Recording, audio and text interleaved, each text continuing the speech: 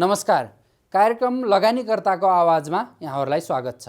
कार्यक्रम लगानीकर्ताको आवाजमा हामीले नेपालको पुँजी बजारका विभिन्न विषयवस्तुका बारेमा विभिन्न लगानीकर्ताहरूको नयाँ पुराना अनुभवी लगानीकर्ताहरूको शेयर बजारमा नयाँ नयाँ प्रवेश गर्नुभएका लगानीकर्ताहरूको आवाजलाई समेट्ने प्रयास गर्नेछौँ।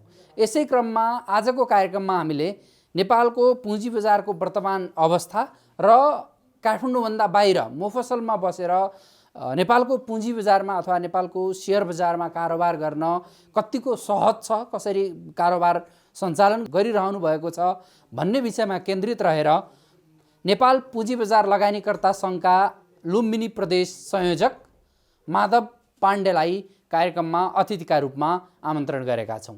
आउनुहोस् कार्यक्रममा उहाँलाई स्वागत गरौँ।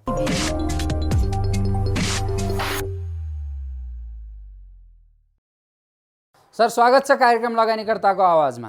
धन्यवाद। आरामै हुनुहुन्छ सर? आरामै, हजुर पनि आरामै हुनुहुन्छ भन्ने आशा गरेको छु। हजुर, ठिकै छ सर। अब यो अहिलेको अवस्थामा कोभिडका कारण समग्र आर्थिक अर्थव्यवस्था ठप्प छ, देशै ठप्प छ, सबै घरभित्रै बसेर आफ्नो जीवनयापन गर्नुपर्ने अवस्थामा अहिलेको नेपालको पुँजी बजारले चाहिँ भनौँ न, अझ नेपालको पुँजी बजार चाहिँ अघिल्लो कोभिडको अवस्था अहिलेको कोभिडको अवस्था हेर्दा पनि नेपालको पुँजी बजारलाई चाहिँ कोभिड मैत्री पुँजी बजार भन्दा फरक पर्ला सर? नेपालको बजार मात्र नभएर समग्र विश्व बजारमा नै प्राय सबै देशको बजारहरू बढिरहेको अवस्था छ। यसलाई चाहिँ कोभिडमुखी भन्दा पनि अब शेयर बजारलाई चाहिँ कोभिडले अवसर दियो भन्दा पनि हुन्छ। भनेको जस कोभिडको कारणले नेपालको पुँजी बजारलाई चाहिँ मलजल गर्ने काम गर्यो। अझ मुख्यतया भन्दा मान्छेहरू घरमा खाली भयो, लगानीका क्षेत्रहरूको खोजी भयो र त्यसै क्रममा शेयर बजार चाहिँ लगानीको नयाँ क्षेत्रका रूपमा नयाँ लगानीकर्ताहरूले भेट्टाएका हुन्।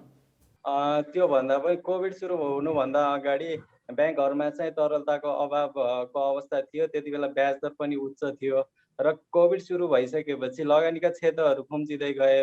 त्यो कारणले कोभिडको मुख्य प्रभाव रेमिटान्समा परेको भए अर्कै कुरा हुन्थ्यो। कोभिडको प्रभाव रेमिटान्समा परेन, त्यसले गर्दा ब्याङ्कको निक्षेप र तरलतामा प्रभाव परेन। कर्जाको माग र कर्जाको नयाँ लगानीको क्षेत्र खुम्चिँदै जाँदाखेरि त्यसले चाहिँ पुँजी बजारको लागि अवसर प्रदान गरेको भन्न सकिन्छ। अहिलेको नेपालको पुँजी बजारलाई अब सबको आफ्नो भनाइ छ। अब सरले आफूले चाहिँ कसरी हेर्नुहुन्छ? कतिपयले चाहिँ नेपालको पुँजी बजार अझै पनि एकदमै न्यून अवस्थामा छ, नेपालको पुँजी बजार नेपालको अझ नेप्से परिसूचकले भन्दा धेरै उच्च अङ्कमा पुग्न सक्छ भन्ने एक थरीको विश्लेषण छ भने एक थरीले चाहिँ होइन, नेपालको पुँजी बजारको अहिलेकै उचाइ नै अस्वाभाविक हो भन्ने पनि सुनिन्छ। सरको आफ्नो धारणा चाहिँ के छ यो विषयमा? अहिलेको उचाइलाई म स्वाभाविक रूपमा लिन्छु। किन भन्दाखेरि आजभन्दा 4 वर्ष अगाडि 1881 इन्डेक्स पुगेको थियो। त्यसपछि कति कम्पनीहरू थपिसके। यसरी हेर्दा 4 वर्षको पिरियडमा 1800बाट इन्डेक्स त 2800 पुग्या हो। त्यसरी हेर्दाखेरि यसलाई स्वाभाविक मान्न सकिन्छ। अब त्यो भन्दै गर्दा अब तपाईँहरू 1200को इन्डेक्सलाई पनि कुरा गर्नु होला, तर 1200को इन्डेक्स र भन्दा पनि हामीले 4 वर्ष अगाडिको इन्डेक्सलाई हेर्नुपर्छ। त्यो भन्दा पहिला धेरै पहिला 1100 इन्डेक्स पनि थियो। त्यसरी फर्केर भन्दा पनि बजार माथि जानुपर्छ बिस्तारै अथवा आफ्नै गतिमा जान्छ। यसरी हेर्दाखेरि मैले कम्पेयर नै गर्नुपर्दा 1881 लाई तुलना गरेर 2800 प्लसलाई कम्पेयर गर्दाखेरि 4 वर्षको पिरियडमा यो स्वाभाविक हो। यसलाई चाहिँ स्वाभाविक रूपमै लिनुपर्छ भन्ने मेरो मान्यता छ। नेपालको बैंक तथा वित्तीय संस्थाहरूको नियामक निकाय नेपाल राष्ट्र बैंकले एउटा निर्देशन जारी गर्दै बैंक तथा वित्तीय संस्थाहरूले माइक्रो फाइनान्स उपसमूहमा लगानी गर्नै नपाउने एउटा कुरा र अर्को कुरा अब चाहिँ बैंकहरूले ट्रेडिङ गर्ने होइन, लगानी गर्ने हो, लामो समय लङ टर्म इन्भेस्ट गर्न पर्यो, किन्ने बेच्ने गर्न पाउँदैनौ, अब यसमा चाहिँ अङ्कुश लगायो। यसले नेपालको पुँजी बजारलाई कस्तो प्रभाव पार्न सक्छ? यसले केही न केही प्रभाव त पर्ला, तर माइक्रो फाइनान्सलाई खास गरी ठुलो असर पार्ला जस्तो मलाई लाग्दैन। किन भन्दाखेरि माइक्रो फाइनान्सको एक त पुँजी नै कम छ, त्यसमाथि उनीहरूको बिजनेस ग्रोथ हेर्दाखेरि राम्रै देखिन्छ। अब अघिल्लो पटक ब्याज दरको प्रभाव पनि माइक्रोमा राम्रै पर्छ भनिएको थियो। त्यो भन्दै गर्दा उनीहरूको कस्ट अफ फन्ड नै घटेर उनीहरूले 15%मा लेन्डिङ गर्दा पनि राम्रै नाफा गरे। यसरी हेर्दा माइक्रो फाइनान्स आफैमा मजबुत हुँदै गइरहेको अवस्था र उनीहरूको सेयर भोल्युम पनि धेरै नभएको अनि नम्बर अफ इन्भेस्टर लगानीकर्ताहरू थपिरहेको अवस्थामा त्यति ठुलो प्रभाव नपर्ला, अब सामान्य प्रभाव पर्न सक्छ जस्तो लाग्छ मलाई। अब जस्तो यो तपाईँलाई के लाग्छ, नेपालको यो नियामक निकायले राष्ट्र ब्याङ्कले गरेको यो निर्णय नेपालको पुँजी बजारको लागि सकारात्मक हो कि यसले पुँजी बजारलाई नकारात्मक प्रभाव पार्छ? राष्ट्र ब्याङ्कको मात्र नभएर नियामक निकायहरू, धितोपत्र बोर्ड, नेप्से सबैले चाहिँ नीतिहरू ल्याउँदाखेरि बजारकोलाई कस्तो प्रभाव पर्छ त्यसलाई मध्यनजर राखेर वार्षिक रूपमा अथवा भनौँ लङ टर्म तरिकाले आफ्नो पोलिसीहरू ल्याउनुपर्छ। बिचमा यसरी हेरफेर गर्नु चाहिँ उचित होला जस्तो लाग्दैन मलाई चाहिँ। यसले त लगानीकर्ताहरूको एउटा फ्लोमा गरेको जस्तो, तपाईँको केही दिन अगाडि मौद्रिक नीति आयो, मौद्रिक नीतिले यस्तो केही परिवर्तन गरेन भनेर लगानीकर्ताहरू उत्साहित भएर लगानी गरे। तर यो मौद्रिक नीति आएको थोरै समयमै पुनः फेरि यो अर्को नीति निकालेर लगानीकर्ताहरूलाई त्रसित बनाएको जस्तो त देखियो नि, होइन? त्यो स्वाभाविक पनि हो, तर यसरी चाहिँ अहिले बिचमा त्यो नल्याउनु पर्थ्यो भन्ने मेरो मान्यता छ। अब जस्तो अहिले नेपालको पुँजी बजारको अवस्थालाई हेर्दाखेरि नेपालमा जस्तो पहिला सरलाई पनि अनुभव होला, सरहरू जस्ता केही लगानीकर्ताहरू हुनुहुन्थ्यो होला, नत्र पहिलाको पुँजी बजार चाहिँ काठमाडौँ सेन्ट्रिक थियो भनौँ। उपत्यकाका मान्छेहरूले मात्रै सेयर बजारमा लगानी गर्ने, सेयर बजार कारोबार गर्ने। एउटा पहिलो कुरो त प्रविधिको विकास थिएन, ब्रोकरकोमा गएर सेयर किनबेच गर्नु पर्यो, त्यो काठमाडौँ मात्रै थियो। तर अब अहिले प्रविधि सँगसँगै ब्रोकरहरू पनि उपत्यका बाहिर मोफसलमा गइसकेको अवस्थामा मोफसलमा चाहिँ नयाँ लगानीकर्ताहरूको कस्तो उत्साह देख्नुहुन्छ? तपाईँ आफै पनि मोफसलमा बसेर लगानी गर्दै आउनु भएको छ, कस्तो देख्नु भएको छ अहिले? पहिला चाहिँ जस्तो ब्याङ्क वित्तीय संस्थाहरूले पनि शाखा विस्तार गर्नु पर्यो भने काठमाडौँलाई रोज्थे, बाहिर खासै जान खोज्थेनन्। त्यसरी राष्ट्र ब्याङ्कले नि ब्याङ्कहरूलाई चाहिँ बाहिर जान बाध्य बनाएको थियो। पछि उनीहरूले बुझ्दै गयो बाहिरको बजार ठुलो रहेछ, बाहिर हामी गएर राम्रै गऱ्यौँ भन्ने उनीहरूलाई नि महसुस भयो। यसै गरी अघिल्लो पटक पनि उसलाई के अरे ब्रोकरहरूलाई चाहिँ बाहिर शाखा खोल्न बाध्य पारिएको थियो। उनीहरू आफू खुसी त्यसरी बाहिर जान खोजिरहेका थिएनन्। तर पछिल्लो टाइम हेर्नुभयो भने ब्रोकरहरूले अहिले आउटसाइड भेरीका मुख्य सहरहरूमा आफै गएर शाखा खोल्न उनीहरू नै एक कदम अगाडि बढिसकेको अवस्था छ। उनीहरूले अब बाहिरको बजार पनि बुझिसके, अब हामी काठमाडौँ केन्द्रित भएर व्यापार धेरै गर्न सक्दैनौँ भन्ने उनीहरूले महसुस गरिसकेको अवस्था छ। अब नम्बर अफ लगानीकर्ता भन्ने हो भने अब डिम्याट खाता खोल्नेको सङ्ख्या मात्रै 35 लाख माथि पुगिसकेको छ। यसरी व्यापक रूपमा काठमाडौँ भन्दा बाहिरबाट व्यापक नयाँ लगानीकर्ताहरूको सहभागिता रहेको अवस्था छ।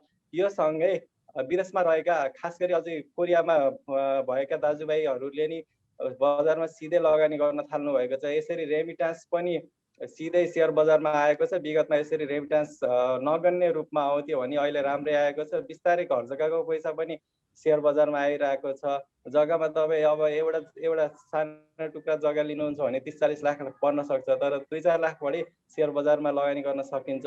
यसरी आउटसाइड भ्याली पनि सेयर लगानीकर्ताको आकर्षण बढेको छ। विगतमा हामी बुटोलकै ब्रोकर शाखामा जाँदाखेरि त्यहाँ 2 कर्मचारी न्यून हुन्थे, उनीहरूलाई पनि केही हुन्थेन। तर अहिले जाँदाखेरि त्यहाँ प्रायः सबैले आफ्नो कर्मचारीहरू थप गरेका छन्। त्यो गर्दा पनि उनीहरूले आफ्नो सेवा सुविधा दिन सकेका छैनन्। धेरै लगानीकर्ताहरूको गुनासो छ, सेवा सुविधा उनीहरूले अझै हामीलाई दिन सकेका छैनन् भन्ने छ।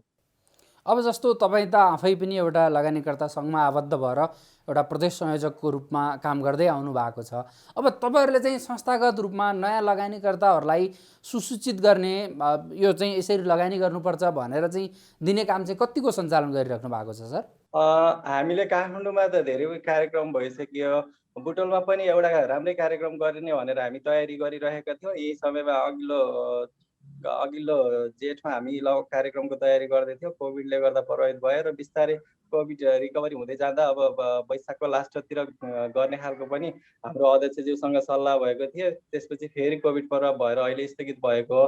कोभिडको असर सामान्य हुँदै गयो भने हामी चाँडै नै बुटोलमा प्रदेश लेभलको एउटा राम्रै सेयर बजारको जनचेतना कार्यक्रम गर्ने योजनामा छौँ। अब जस्तो नेपालको पुँजी बजार सरले अघि नै भनिसक्नु स्वाभाविक रूपले बढे पनि तुलनात्मक रूपमा 1 वर्ष अगाडि सम्झियो भने अहिले एकदमै धेरै वृद्धि भएको छ नेपालको पुँजी बजार होइन। करिब 1 वर्ष अगाडि तपाईँको नेप्से परिसूचक 12-1400 को बिन्दुमा भएको परिसूचक चाहिँ अहिले बढेर 2800 नागिसकेको छ। अब यो अवस्थामा चाहिँ नयाँ लगानीकर्ता बजार प्रवेश गरेर लगानी गर्नु कतिको सुरक्षित देख्नुहुन्छ? एक त म अहिलेको इन्डेक्सलाई स्वाभाविक मान्छु।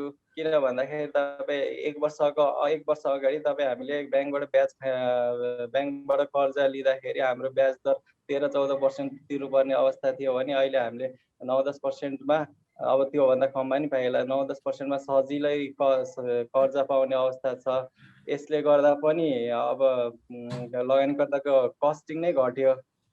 वार्षिक अब उसको 4-5% लगभग 4-5% जति उसको कस्ट पनि घटेको छ। त्यसपछि अब हामीसँग भएको पैसा राख्यौँ भने ब्याङ्कबाट हामीले ब्याज कति पाउँछौँ? 2-3% न हो। यसरी लगानीको क्षेत्र खुम्चिँदै जानु र ब्याङ्कको ब्याज दर पनि घट्दै जानुले गर्दाखेरि अहिलेको अवस्थामा अझै 4-5 महिनालाई चाहिँ ब्याज दर खासै बढ्ला जस्तो मलाई लाग्दैन। अनि 4-5 वर्षमा धेरै कम्पनीहरूको बोनस पनि आउने समय भइसकेको हुँदाखेरि अहिलेलाई राम्रा कम्पनी हेरेर लगानी गर्दाखेरि त्यति जोखिम छ जस्तो लाग्दैन। सर त अघि नै भनिसक्यो, हामी उपत्यका बाहिर बसेर एउटा ग्रामीण समुदायलाई पनि हेर्नुभएको छ। नेपालको पुँजी बजारमा अहिले एकदमै सानो पुँजी भएका सानसाना लगानीकर्ताहरू पनि आइपिओ मार्फत बजार प्रवेश गरिराख्नु भएको छ। अहिले हाम्रो तथ्याङ्कले पनि त्यही देखाउँछ। अब अहिले एउटा बहस के उठेको छ, सर पनि त्यस विषयमा जानकार हुनुहुन्छ। न्यूनतम 10 किताका दरले जुन आइपिओ मार्फत सेयर वितरण गरिन्थ्यो त्यसलाई चाहिँ अब परिमार्जन हुनुपर्छ, न्यूनतम 50 किताका दरले सेयर वितरण गर्नुपर्छ भन्ने आवाज आइरहेको छ। विभिन्न सञ्चार माध्यममा पनि त्यो कुरा सुनिन्छ। त्यो कुरामा चाहिँ सामान्य लगानीकर्ताहरूको रेस्पोन्स चाहिँ के पाउनुहुन्छ? तपाईँहरूसँग उहाँहरूले भन्दा चाहिँ के भन्नुहुन्छ? यो ठिक छ, 50 किता भयो भने कमसेकम पर्यो भने पनि अलि धेरै कमाइन्छ भन्ने छ कि होइन अब हामीले त लगानी गर्नै पाउँदैनौँ, त्यत्रो पैसा हामीले कसरी गर्ने भन्ने के छ सर? उहाँहरूको चाहिँ आवाज के छ त्यस्तो? त्यो विषयमा भन्नुपर्दाखेरि अहिले हामी जति नै बजारमा सेकेन्डरी मार्केटमा, दोस्रो बजारमा जति सक्रिय लगानीकर्ता छौँ, एकचोटि हामी आफैलाई फर्केर हेऱ्यौँ भने हाम्रो सेयर बजारको इन्ट्री भनेको प्रायःको त्यही आइपिओ मार्फत 10 किता नै छ। त्यो पनि विद्यार्थी कार्यकालमा।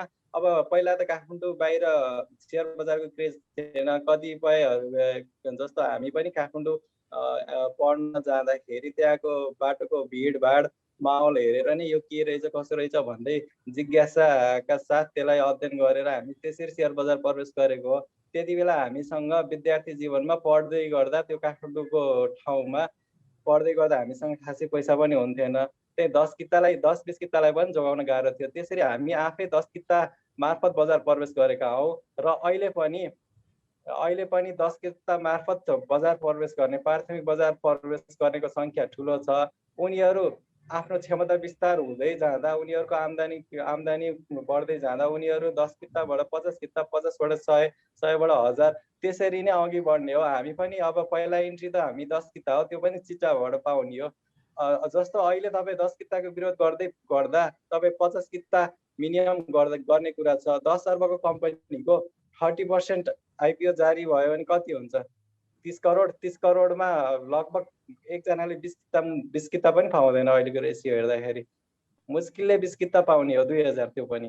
10 अर्बको कम्पनीले आइपिओ जारी गर्दा पनि सबैले 20 किता नपाउने अवस्था छ। अब 50 किता पाउनको लागि सबैले 50 किता पाउन कति अर्ब जारी गर्नुपर्छ? यसरी हेर्दाखेरि चिट्टा पडालीबाट यो 10 किता राम्रै हो। यसलाई चाहिँ हेरफेर गर्नु हुँदैन भन्ने मेरो मान्यता छ। अब जस्तो अहिले अर्को कुरा के आइरहेको छ भने अहिले अब यो बजेटले पनि यो कुरा सम्बोधन गर्नुपर्छ भनेर चाहिँ विभिन्न इन्भेस्टर फोरमको लगानीकर्ता सङ्घको नेताहरूले पनि भन्दै आउनु भएको छ। अब नेपालमा चाहिँ जसरी तपाईँको यो 1-2 वर्षको पिरियडमा लगानीकर्ताको सङ्ख्या बढ्यो त्यो तुलनामा चाहिँ ब्रोकरहरू भएन, ब्रोकरले चाहिँ हामीलाई सुविधा दिन सकेन अथवा ग्रामीण स्तरसम्म पुग्न सकेन।